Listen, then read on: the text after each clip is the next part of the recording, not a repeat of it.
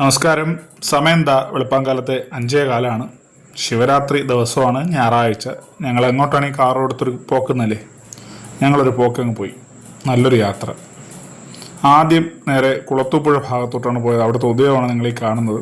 നേരെ അവിടുന്ന് പോയത് കുളത്തൂപ്പുഴ ധർമ്മശാസ്ത്ര ക്ഷേത്രത്തിലേക്കായിരുന്നു.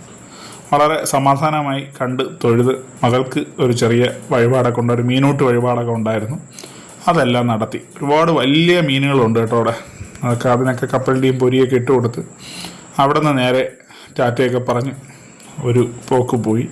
നേരെ പോയത് ഒരു ചെറിയ ഹോട്ടലിലേക്കാണ്. അത്യാവശ്യം ബ്രേക്ക്ഫാസ്റ്റ് കഴിച്ചിട്ട് പോകാമെന്ന് കരുതി. നല്ല മസാല ദോശ, ഉഴുന്നുവട, കാരവടയൊക്കെ കൂട്ടി നന്നായിട്ട് കാപ്പി കഴിച്ചു. നേരെ പോയത് തിരുമലക്കോവിലേക്കാണ്. തിരുമലക്കോവിൽ ഇപ്പോൾ ഒരുപാട് പേർക്ക് അറിയാം. കാര്യം പുഷ്പ സിനിമയുടെ ഷൂട്ടിംഗ് ലൊക്കേഷനായിട്ടും അതുപോലെ തന്നെ മുരുകൻ്റെ ഏറ്റവും പ്രധാനപ്പെട്ട ഒരു ക്ഷേത്രങ്ങളിലൊന്നാണ് തിരുമലക്കോവിൽ. വളരെ നല്ല രസമാണ് എൻ്റെ മുകളിൽ നിന്ന് കാണാനായിട്ട്. പോകുന്ന വഴിയാണെങ്കിലും മുകളിൽ നിന്നുള്ള കാഴ്ചകളാണെങ്കിലും ഇത്രമേൽ സന്തോഷം തരുന്നതാണ്. നേരെ അമ്പലവും അമ്പലക്കുളവും അതുപോലെ തന്നെ അന്നദാനമൊക്കെ നടക്കുന്നുണ്ടായിരുന്നു. ബ്രേക്ക്ഫാസ്റ്റ് കഴിച്ചുകൊണ്ട് അതിന് പിന്നെ അങ്ങോട്ട് കയറാൻ പറ്റിയില്ല.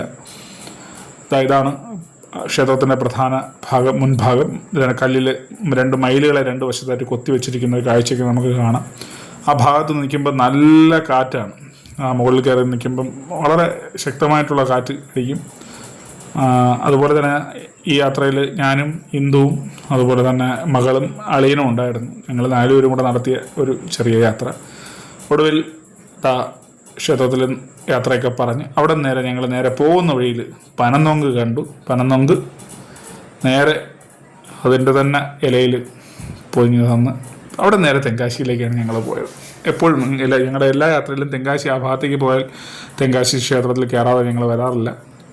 ശിവരാത്രി കൂടി ആയതുകൊണ്ട് വളരെയേറെ തിരക്കുണ്ടായിരുന്നെങ്കിൽ പോലും കാർ സമാധാനമായിട്ടൊരു സ്ഥലത്ത് പാർക്ക് ചെയ്യാനും അവിടെ നിന്ന് നേരെ അകത്ത് കയറി നന്നായിട്ട് തൊഴുത് വരാനും സാധിച്ചു. തുടർന്ന് അവിടെ നിന്ന് തിരിച്ചു വരുന്ന വഴിയിൽ നേരെ RR ബിരിയാണി എന്ന് പറയുന്നൊരു കടയിൽ കയറി വളരെ സമൃദ്ധമായ രീതിയിൽ ബിരിയാണിയും കഴിച്ച് നേരെ തിരിച്ച് വീട്ടിലേക്ക് പോവുകയായിരുന്നു. ഇടയ്ക്ക് എങ്ങനെയെങ്കിലും മാറിയൊരു വഴി പോകണോ എന്ന് ചിന്തിച്ചപ്പോഴാണ് മാമ്പഴത്തറയെക്കുറിച്ച് ഓർമ്മിച്ചത്.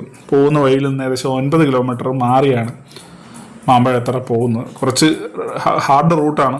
പല സ്ഥലത്തും റോഡില്ല എങ്കിൽ പോലും ഈ ഇത്തരത്തിലുള്ള മനോഹരമായിട്ടുള്ളൊരു കാഴ്ച കാണുമ്പോൾ ആരാണ് പോകാതിരിക്കുന്നത്? മാമ്പഴത്തറ വളരെ ഭംഗിയുള്ളൊരു റൂട്ടാണ്.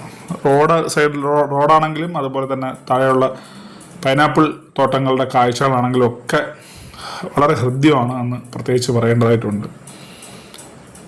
ഈ കാണുന്നെല്ലാം പൈനാപ്പിൾ തോട്ടങ്ങളാണ്. വൈദ്യുതി ലൈനുകൾ കൊണ്ട് തന്നെ സംരക്ഷിക്കപ്പെട്ടിട്ടുണ്ട്.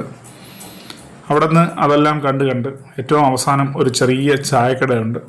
റോഡ് അവസാനിക്കുന്നില്ല എങ്കിൽ പോലും ഒരു ജംഗ്ഷനുണ്ട്. അവിടെ നിന്ന് ചായയും കേക്കൊക്കെ കഴിച്ച് വീണ്ടും ഞങ്ങൾ യാത്ര തിരിച്ച് വീട്ടിലേക്ക് പോയി. വരുന്ന വഴിയിൽ ഞങ്ങൾക്ക് എല്ലാവർക്കും അറിയാം, ആ റൂട്ടിലാണ് 13 കണ്ടറ പാലമൊക്കെ ഉള്ളത്. അതിനോട് യാത്രയൊക്കെ ടാറ്റയൊക്കെ പറഞ്ഞ് ഞങ്ങൾ വീട്ടിലേക്ക് പോയി. പോകുന്ന വഴിയിൽ തെന്മല ഡാം കണ്ടു.